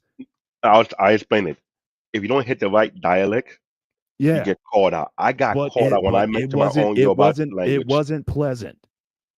So she So already knows there's a difference. So again, do you want the culture or do you don't? And for and here the some people, you're gonna have to make a choice. If you marry out, even if you marry someone who looked like me, who's as pro-black as you want to be, I'm not one of them. but here And was that's the scary difference, though. But Paul. here was That scary is the to me though. difference. Let me add to this. You I'm glad you said that. But what's scary to me right now, I'm sure you have seen some clip along the internet, either on YouTube or on TikTok. But what drove me insane that I'm finding European people learning our language faster and better than we do, to the point whereby they get married to these Nigerian men or women, but to the point whereby they rather be part of the culture instead of living out in their own origin. Which I find it strange because when you just mentioned right now, it's very key. You have a choice. Either you'll be a part of this culture, which you mentioned, there's a hierarchy when you mentioned that one. That one particular person, you know, who the head guy. That was the gatekeeper. Yeah, you could see like because I've seen because I had some neighbors, brother, he was Ghanaian, and it was like the same thing. It was like all these dudes were sitting around, nobody said anything, but there was one guy who was talking, and And everybody else was listening, and you didn't interrupt. you can't. I was like, yeah. So No, I thought, no. It's not that you didn't. You can't. I know, but I'm just, like I said, I sensed that. Like I said, when I went to the Sierra Leone party, I knew that. I kind of waved like, hi. that was Well, that was it. Mr. Bennett, let me I tell you this: yeah. if you're a Nigerian child and the elder of that group is speaking and you try to interrupt, Mm-hmm, I don't know how many gaze of eyeball will burn your sensation. You will feel the heat unheard of. mm-hmm, Everybody will pause and look at you like, what? I'm sorry. I wouldn't even dare try that. mm-hmm. 7 years and I couldn't talk with one thing. When the elder of the group speak, Yeah, you don't speak. shut up. Yeah. You do not disrespect them. Do not back talk them. Don't think you are. I'm sorry. What the black culture normally do to their elder and the thing they can go back and forth, that is not allowed. Mm-hmm, It is not. mm-hmm, And I don't want the repercussion, mm-hmm. period. Right. Even though who were born here and never get the chance to go over there, they comprehend it to a word. Some learn the language, some don't. Some are intimidated by the culture because it kind of like it put a level of standard and integrity that you have to follow. Right. But does it? But you have seen a couple of event among these different. I've seen it, but does it also? And again, this kind of flies in the face of again American individualism. Like I am not like as an American, at least the way I think. And I'm not saying you have don't pockets, especially when it talks about class and things of that nature or income wise or whatever. I'm no better than anybody else, right? Like me and you, I meet you. I may introduce myself. Hello, my name is so and so. I don't care what your class standing is. I don't care what your culture is, what your title is in whatever. Now, if you tell me ahead of time, if you said, Paul, I'm about to meet someone who's very revered in your culture, then I'm gonna ask you then. Okay, so how should I address them then? You know, I'll lean on the same thing with Greek. I would lean on Pete to say, hey, I'm going to meet these people. Is there a way? Do I bow? Do I curtsy? Do I whatever I would respect that because I respect you guys. But generally speaking, I'm like, yo, my name is Paul, but what's your name? Be honest, I'm the same way. I don't care what have those levels, but in some of these cultures, though, there are levels. I don't know if David. I don't know if you guys have. Is there a caste system, at least loosely in your Yoruba, right? Mm-hmm. In Yoruba culture, in Igbo culture, there's a caste. So, like I said, it's deeper. You can't even say, well, we're not Nigerians, or that we're Yorubas, or we're Igbos, or whatever. You got to go, especially for the elite classes. You got to be in there before you can before certain business is done, and definitely before marriages are done.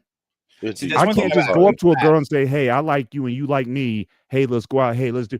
That's what we do here. It's deep. I'm sorry.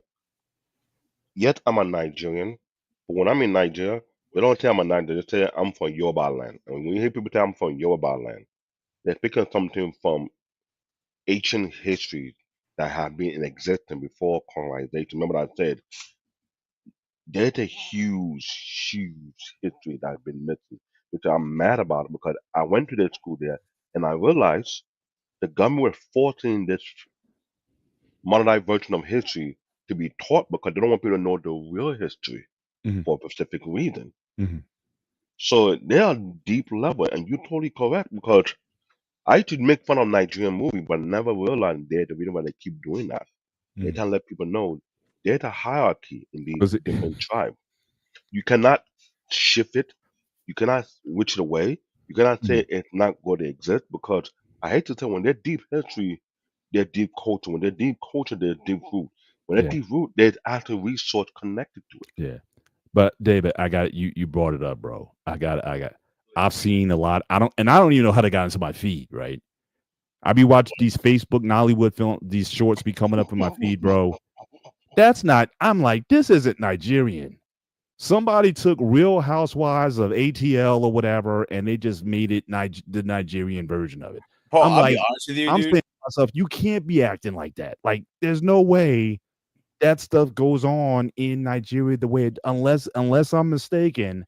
But it just seems like it's like if that's what Nigerian is, I'm sticking in America then. I mean, why? Here's the I would problem. think I'd want to go somewhere and get a different experience or whatever. But if y'all gonna act a fool like the American women do, I might as well take my chances with the American women then. Here where the issue, when I mentioned, when I was there, thing was hard, right? After I left 2 decades later, I'm being told what I experienced there multiplied by 100. So it's more like survival of the fittest because of bad leadership. You get what I'm saying? Mm. But when I ask my peers who are living there, being from different ranking systems, they were the same. Because of the environment, things have forced people to change based on their own decision making. Some still stick to the culture, but others have, like you said, half well of a member. Because I used to make fun of my own country long before you two started to post on it because my issue was they almost walked me from the culture and some of them type of show where they want to adopt anything and everything they see in the US. Perfect example, there was no such thing as Liberty Parade in Nigeria when I was there. Now they're copying. They're copying Big Brother and every other TV show you can imagine and doing over there, which is out of control. Mhm.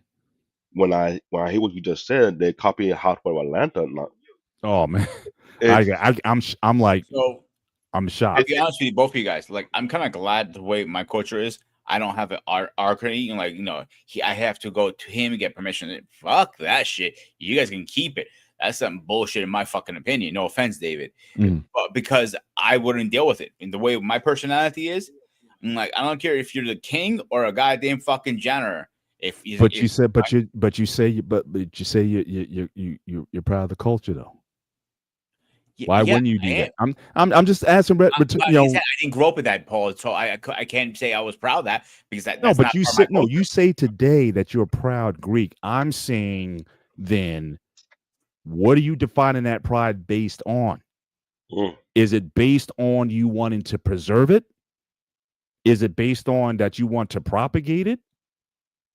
Or is it simply based on you just enjoy the history of it? mm. But how do you move? How do you move in those spaces? And that's for David also.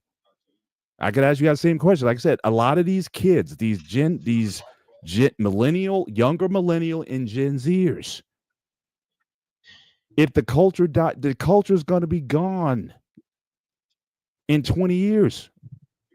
All of it.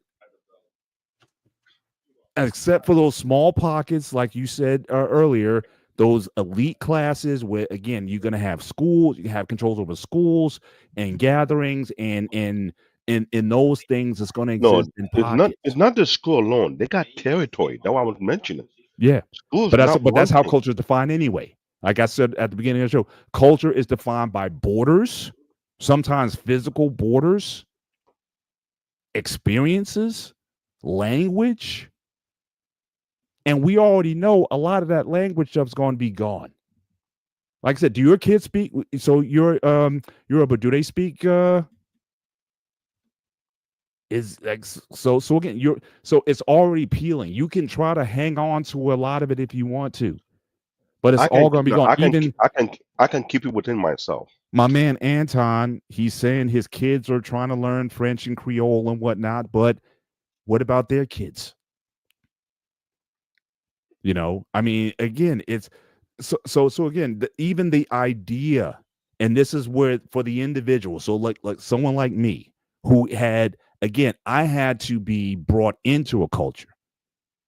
Again, my culture for the most part comes from two places: Pan-African thought process That was in the 80s when I was Mhm. in college in the 90s. Free South Africa, my brothers, and Dap Up, and boom, boom, boom. 100 Black Men. All so that was given to me. Like I embraced that. I came in from Highland Park High School. I was what you call an Oreo. Black on the outside, white on the inside. That's what they call us. Because I was like, hey, Don't dude, act. and Don't oh, act, dude, father. where's the Don't party, dude? act. And I was all of that. So again, but when I came into college, and I had all those professors teaching black, it was like the show That Different World, right? Remember Different World was on? It was like that. I mean, you were indoctrinated into a way of thinking, into a way of being, how you acted, the fraternities, the sororities, the Divine Nines, all that. So that's one. And the second one was the church, the black church. I didn't grow up in the black church. So again, that gave you another cultural surrounded. But even then, there's still a part of me though I'm still my individual self, because there's certain things I don't rock with. Even like in my church, there's certain things I don't do. I don't rock with. I don't broadcast it. I don't try to be rebellious with it. But if you ask me what I believe and whatnot, I may not co-sign on how certain things are done. Same thing with Pan-Africanism or black causes. Yes, I'm pro-black, but I don't vibe with everything, though. And that's a good question. I would say this. For someone who grew up in the African church, I didn't grow up in the black church, pure African, because Yeah. they kept their culture within the environment and everything. But as I was growing, I thank God for giving me that person that will allow me to question and understand everything I'm seeing. And for what I experienced, there's so much that need to be taught, so much need to be learned that when you don't have all the information, it kind of leave you with emptiness whereby you trying to find out what it's missing, what it's lacking.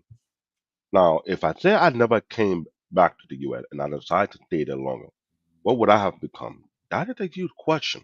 Yeah, I was gonna follow up with both of you guys. Well, like I said, Pete, even though you live both, if you were totally, let's say if you went to when you moved to Greece, you stayed there, would you be a different person than if you had you come back to it? Or David, when you moved there and you stayed there, what type of person would you be? What would your lifestyle be? Would you be married to? I would think you'd probably be married to, in your case, David, a Nigerian woman. I would think, Pete, you'd be married to a Greek woman in that circumstance. So the short version, yes, my life would be completely different.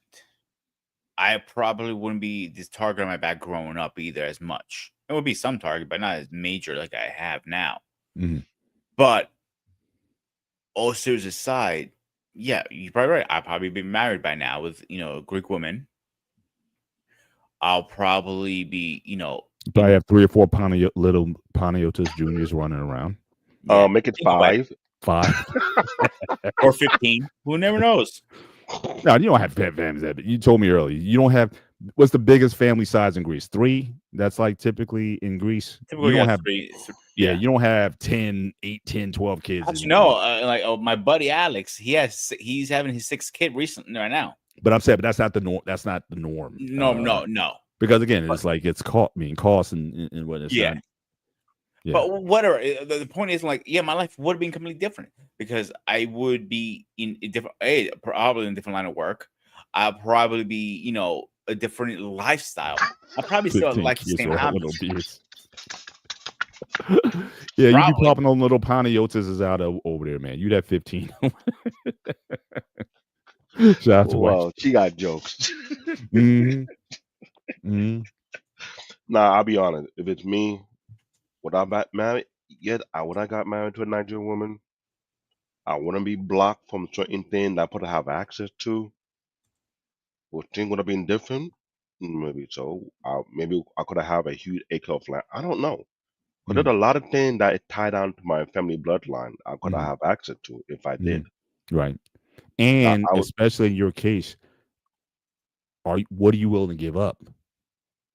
So again, it's the theme of the show for those who are coming in late. So again, shout out to Catalia. Hart lost today with the Steelers, but again, glad that you showed up here. And again, I think you're of a Puerto Rican background, so again, you might be able to answer this question as well. If you really want to be part of that culture, You're going to have to give up some things. Mm. Your independent streak that go against the grain, again, especially in your area where there's certain social circles that you have to navigate in. Is it would that be worth it for a lot of people who are pondering this question? Do I stick with the culture that I'm in? And again, this may not apply to a lot of Americans because again, American culture is like all over the place. I don't know if you can even say, I mean, American culture is based on this idea of rugged individualism or nuclear, the whole idea of nuclear families, not villages, not communities. I mean, the American dream is 2 kids and a house and a picket fence and whatnot. That's what's been beat into us for 200 years. The idea of communities, again, the people who are the immigrants coming in, they're bringing that part with them and trying to maintain that here. And they're trying to hold on to what they got. But what are you willing to give up if you want to be? So again, if you could say it's a Faustian, it's almost a Faustian deal. Give up your individuality so you can have money and wealth and status and access in that community, or is you being in an individual, is that more important to you? Those are questions that for a lot of immigrants or a lot of people you have to ask yourself. For an American, you can kind of be whatever it is that you want to be, as long as you can take care of yourself and your affairs or whatever. On the whole, is there racism here? Is there different areas you can operate in? If you're an African American, are there some certain things? Yeah, but for the No, most part, in you mass, you put me in a hot seat for that question. you I'm can be thinking, who you want here. But that's coming at a cost also, because again, we talk about when the African American community, the ADOS community, FBA, are we crumbling? Because we're not getting married. Less than 40% of Black women are the least to be married at 40%. It's not 24%, it's actually 41%. Just got that wrong.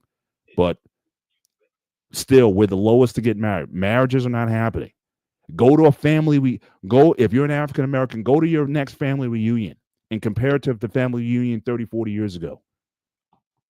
It's not the same thing. It's getting smaller and people are getting older because people aren't having families. And I'll be honest with you. So everybody is affected by this individuality for what the so-called freedom that it gives you to move around and have your being and travel and explore and all that. Is it going to cost you something at the end of the day? And the main reason I'm bringing this up is because I gotta tell you, that night, Friday night, with my wife in that function, made me just as convicted as I've always been in terms of, to me, what is most important in life. I would not trade any amount of money for my wife and my kids and my family and those closest to me who were able to be at that event. My biggest prayer for my girls right now, I don't care so much about the careers that they have. In fact, I'm almost like they're going to take care of business. We taught them early on. They're going to handle their business. But what I want for them, and this has probably come out over the last 4 years, what I want, my biggest prayer for them, for my nephew, from my nieces, the biggest thing I want for them is to have a family, so that when they turn the age that my wife turned, that love that my wife got that night and how emotional that she was at the turnout, I'm like, this is what's important. I want them to have that same experience above all else. I don't care that they travel in the world, going on these trips, and you travel over the world and having their Instagram page with all of the stuff. That I don't care about that. I want them to be married. I want them to have families. And I want them to grow up in a culture that supports them. That's important to me. And so, yeah, if that means me giving up some of my if I had to give up some of my individuality for that, I'll make that trade. But for a lot of people, especially Gen Zs and younger Gen X's, it's like they trading it in because they want their freedom. But at what cost? Because at the end of the day, if I got my wife, because my daughters, they're supposed to leave and cleave. They're supposed to go away. I don't care about my daughters to the extent go start your own families and your own destiny in life. Go ahead. You already got my DNA. That's all I can give you. My DNA and my wisdom. That's all I got. Go do you. But all I want is my wife and my dog who's right here. And I'm good. Life has gotten a lot simpler for me over the last few years. And so if culture is going to allow you to have that, all those trips, all that travel, all those excursions, all those things you do, you can't take that with you. So again, when we're coming up towards the end of the show, Let me answer that question because what are you choosing, man? I wouldn't mind sacrificing my individuality because for one, what I learned about my culture those 7 years, you're part of a community that surpassed any age you could ever think of. That is one. That culture had a hierarchy, it had a system in place that went to the test of time. And number one key factor, they always have been about family. The only shit that I did not like about it was, I'm not gonna lie, this went on before I even turned 18, which is funny. Because Wally went to the same team we seen today, and I'm feeling like I'm throwing him on the bus too, but we both in the same boat. In our culture, family is key. It got to a point when the son get to a certain age, the mom is always pestering them about marrying somebody else's daughter.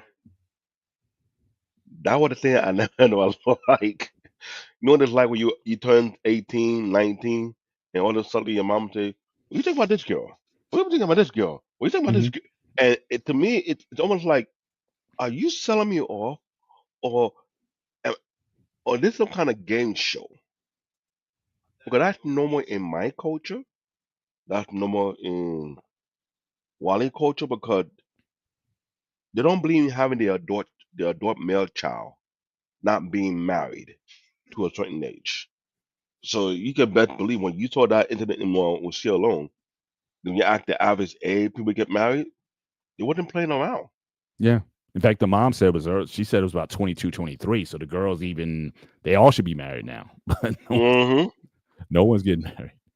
That if I was in Nigeria, now based on my tribe, I may have been married, but it depends how many wives would I have. Dang. That's the question. How many? Not just get married. How many? Jeez. Because when you part of Yoruba tribe and you go back in history, it's known that men having more than one wife is a normal thing to them. Especially you have a huge acre of land they're using for farming. They believe in let the farm be within their family. So they'll give birth to a lot of kids to work on the farm to keep the wealth within. That's the thing. But in present time, it'll still be different. So if you're a person who created a huge business, you gotta have your kids run the business in multiple areas within the business. Mhm. Perfect example is Lawrence Shitomoto. It's run by the late man third son, who had a knack for business. But every other child worked in that particular business, which is a very big deal. So I would rather sacrifice my individuality to be part of something much bigger than me, Mhm. knowing that there is a level of protection, knowing that it's not just about me anymore. It's something much bigger than me. My household is protected because when you part of that particular community, Yeah. they don't let outsider come and Right. invade your Right. private. Right. That is not even happening. Right. Because if you live in a particular village, and they like, hey, what are you doing here? Like that type of thing is big. So I rather be part of something bigger than me than tell me, oh, it's all about me, me, me. That's not gonna work for me. It's not. Plus, like I said, resource. There's a lot of tribes across Africa that are tied to their resource and their land and their heritage, and it's like there's so much mixed with it. And then the taboo. When you try and take a particular tribe from their land, you're inflicting a curse on your lineage. And spiritualism over there is a huge, huge big deal. For Braxton, polygamy is what? Is Says the usual life? polygamy is usual life in the list of cultures, even in parts of Europe. So yeah, I mean that's certain. Like you said, you know, the guy has 16 wives or what have you. I mean that is, you know, in But some cultures that is not only permitted, but it is, you know, I but will tell you again, this. I'd with rather be part of modern something big. thought, What I'm trying to tell you, I want to be part of something bigger than me because when you spread out the gauntlet, and I'm thinking about it long and hard, I'm like, you know what? If I can change time, I would have stay back there and be part of something much bigger and build something from that. mhm, Because my tribe stretched beyond Nigeria. If we're going to be technical about it. When they say Ghana is the cousin to Nigeria, there's a history behind that. mhm. So I would like to explore that history and find out how deep that thing is. Gotcha. Pete, yeah, we're certainly in the closing thoughts of the show. Hey, my man, time. I look forward to seeing you on Wednesday on the sports show. Got a lot to chew up, especially my man in Cleveland got his first win today. So, but I appreciate you coming in. Black Men Unfiltered. Stay blessed and balanced. Appreciate you being here. Absolutely. So again, we'll chop that up on Wednesday. I look forward to seeing you there. But I appreciate you stopping on through, brother. But Pete, you know, as we close out, wind down the show, given everything that's been talked about tonight, I got a lot to think about. you got Are you going to be Peter or are you going to be Panagiotis? Who are you going to be? I'm still going to be the Spartan. That's not going You to got to change. shoot. No, see, I'm giving you a choice. So there's a lot to think about because we talked about a lot today. Like, do I give up my background? Like, look, here's a great example, really fast. Prince Philip. He's actually Greek. He was a cousin of King Constantino III. Yes. He gave up his Greek heritage to marry Queen Elizabeth. Mhm.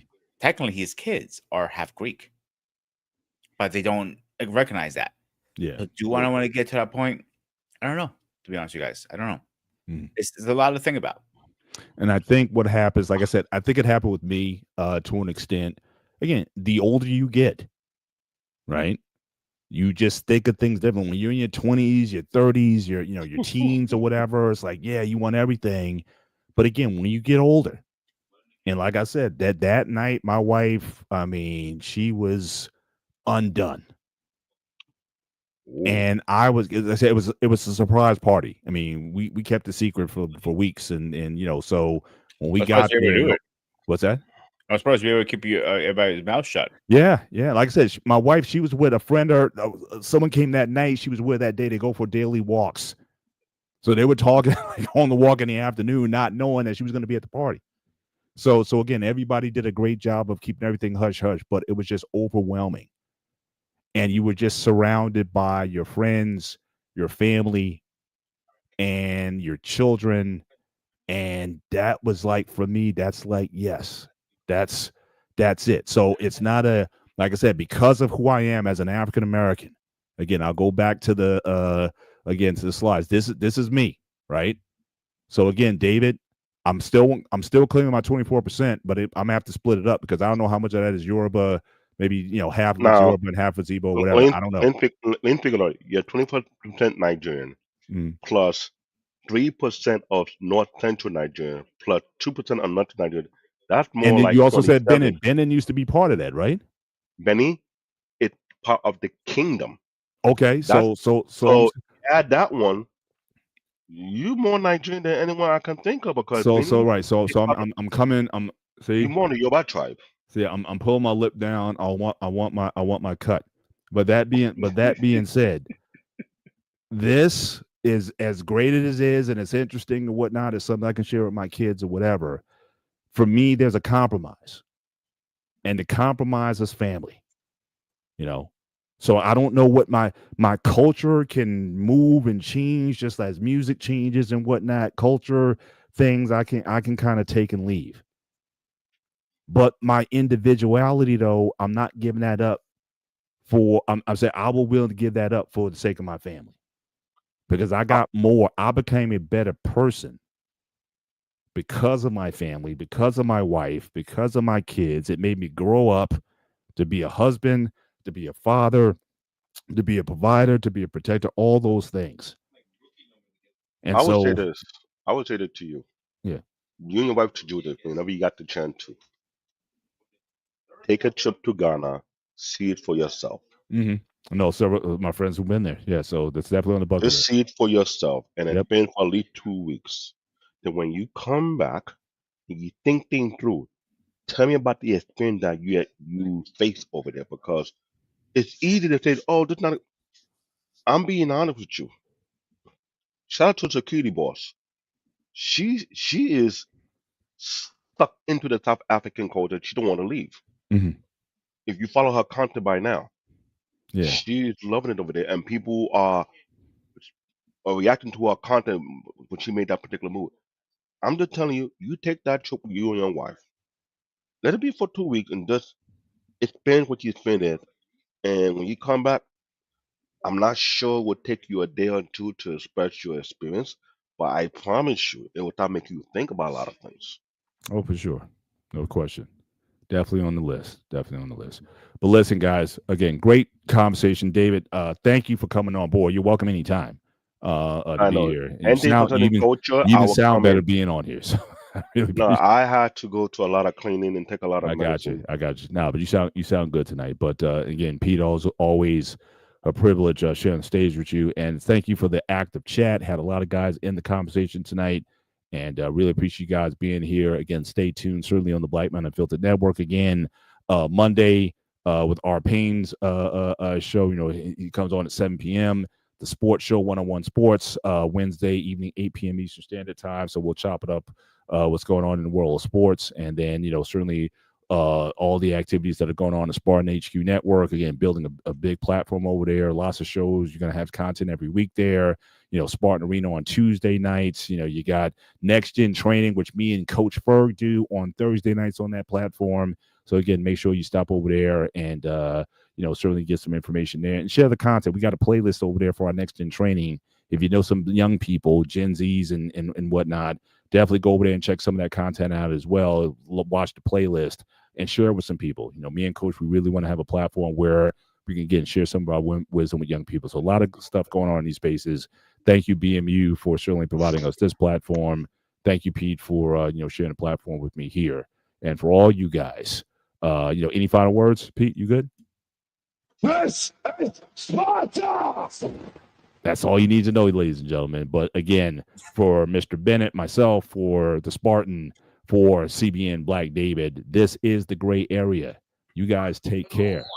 God bless. And you guys have a good night. I got to get my outro video. You guys got to give me a second here. They always move it on me, and I never have it off the top. So let me see if I can just quickly Play my beer sound, please. grab the. I got to find this outro quick because these Or guys I'll are come. good. I'll have your dog for lunch. Oh gosh. You have what for lunch?